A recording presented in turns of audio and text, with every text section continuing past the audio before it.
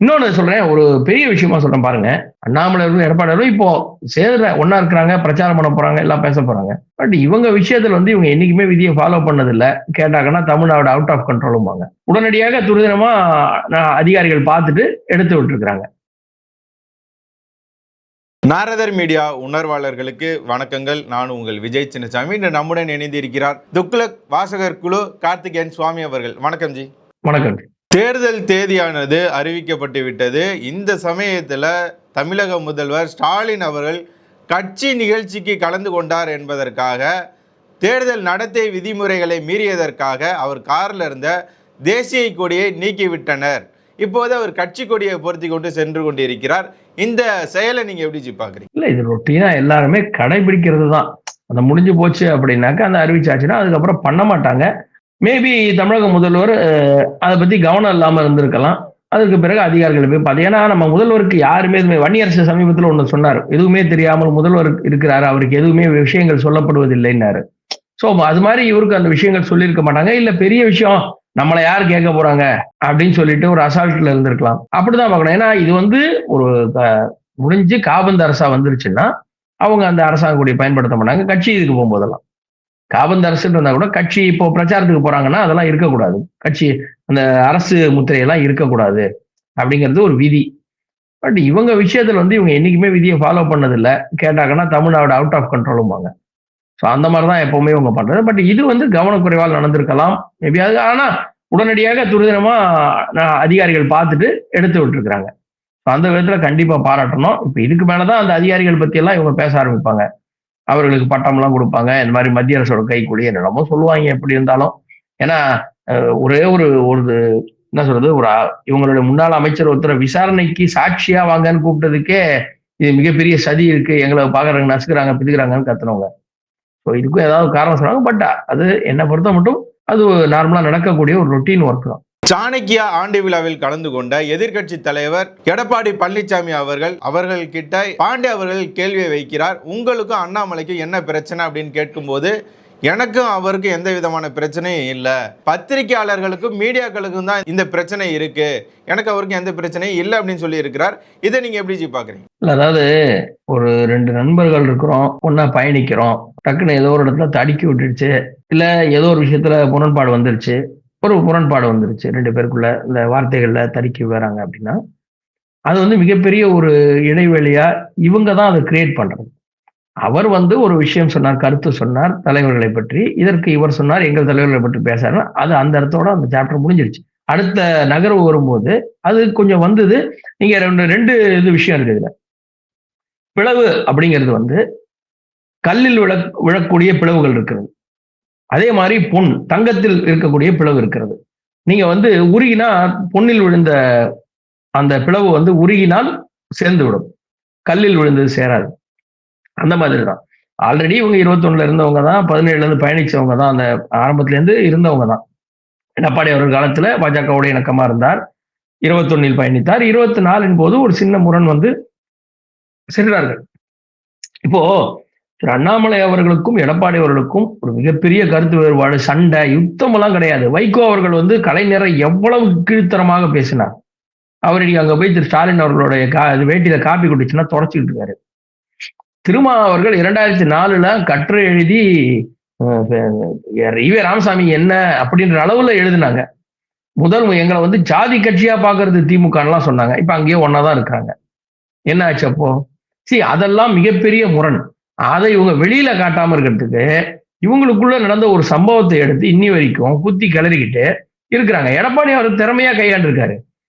எங்களுக்குள்ள அப்படி எதுவும் இல்லை, எங்களுக்குள்ள இருக்கிறத நாங்க பார்த்து, அதாவது அதான் சொல்றேன், பொன்னில் விழுந்த பிளவு இவங்க சேர்ந்துருவாங்க. சோ அந்த மாதிரி உருகினால் சேரும், அவ்வளவுதானே. உருகினால் சேரும், அவ்வளவுதான். டக்குன்னு சேர்ந்துட்டாங்க, ஐயா பாருங்க அப்படின்னு டக்குன்னு நண்பர்கள் பேசணும், உடனே சரியாயிடும். அது என்னைக்குமே ஒரு நீண்ட இடைவேளை விடாம டக்குன்னு பேசி சரி பண்றதுங்கிறது ஒண்ணு இருக்கு. அவர் ஏற்கனவே போன வருஷமே பார்த்து பேசிட்டாங்க, இப்பவும் தொடர்ச்சியா பேசிட்டு இருக்காங்க. சோ அதனால அதை வந்து திமுக சார்பு ஊடகங்கள் அது ஒரு பெரிய விஷயமா எடுத்து சொல்றவங்க, வைகோ பேசுனதை காட்டணும், திருமா பேசுனதை காட்டணும், கம்யூனிஸ்ட திமுக பேசுனதை காட்டணும். இவங்க எல்லாரும் எவ்வளவு எல்லாம் பேசினாங்க. மக்கள் நல கூட்டணியில இருந்த போது திமுகவை விமர்சித்ததை நினைவுபடுத்தினால் இவர்கள் சேரவே மாட்டார்கள். சேரவே ஜென்மத்துக்கு சேரக்கூடாது. அப்போ இதெல்லாம் வந்து இவங்க சொல்றதுதான். இன்னொன்னு சொல்றேன், ஒரு பெரிய விஷயமா சொல்றேன் பாருங்க. 2014 தேர்தல்ல செல்வி ஜெயலலிதா அவர்கள் என்ன சொல்றாங்க?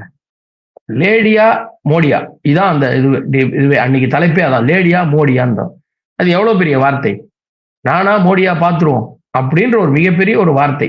அன்னைக்கு ஜெயிக்கிறாங்க ஃபுல்லா. ஜெயிச்ச உடனே என்னாச்சு? அவங்க ஜெயிச்சதுக்கு இவங்க வாழ்த்து சொன்னாங்க, அவர் ஜெயிச்சதுக்கு அவர் இவங்களுக்கு வாழ்த்து சொன்னாங்களா இல்லையா? ஒருத்தருக்கு. அதுதான் அரசியல் பண்பாடு. ஒரு சில நேரத்துல குழந்தை வந்து அம்மா சாப்பாடு கொடுக்கும் போது சாப்பிடலாம், முதுகுல அடிப்பாங்க, போச்சுட்டு வெளியே போயிடும். அதுக்கு அந்த குழந்தை ஊரை விட்டு ஓடி போயிருமா? வாசல்ல போய் உட்காந்துருக்கும், திருப்பி அம்மா போய் பேசுவாங்க, திருப்பி அவ்வளவுதான், முடிஞ்சு போச்சு அங்கேயே. நீங்க ஒரு ஒரு விஷயம் நடந்து விட்டது, அதை எப்படி சேர்க்கணும் தான் பார்க்கணும். ஆனா அதை குத்தி குத்தி குத்தி பெருசாக்குறதுங்கிறது வந்து திமுகவுக்கு கை வந்த கலை. தேமுதிகக்குள்ள ஒரு பிரச்சனை, உடைச்சி சந்திரகுமார் தூக்கி நதிங்க வைக்கிறாங்க.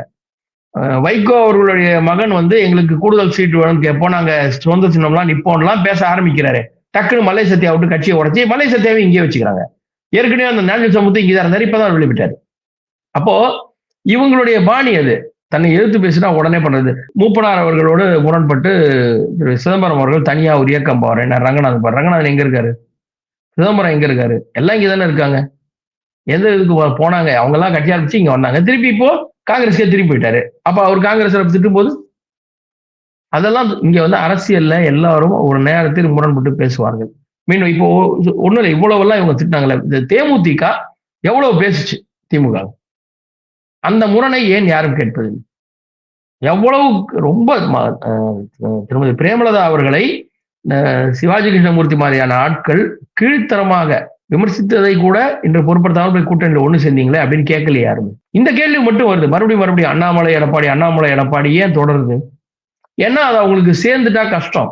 அந்த கேள்வியை கேட்கலாங்கன்னா சேராம இருந்துட்டா கஷ்டம்.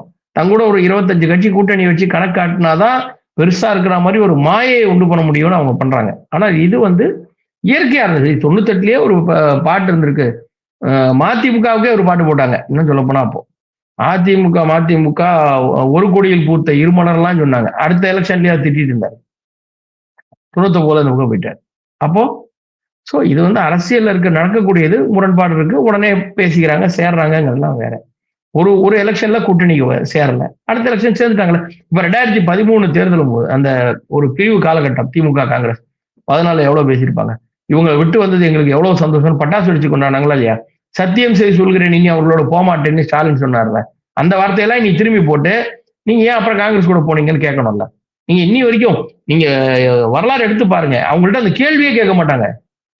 அந்த கேள்வியவே ஸ்டாலின் அவர்களும் நீங்கள் சத்தியம் பண்ணி சொன்னீங்களே போமாட்டேன்னு சொல்லிட்டு, ஏன் இப்ப போனீங்க, உங்களுக்குள்ள என்ன பிரச்சனை இப்ப இல்லையா, இருக்கா, எதுவுமே கேட்க மாட்டாங்க. அவரை பார்க்கும்போது கேட்கக்கூடிய கேள்வி என்ன?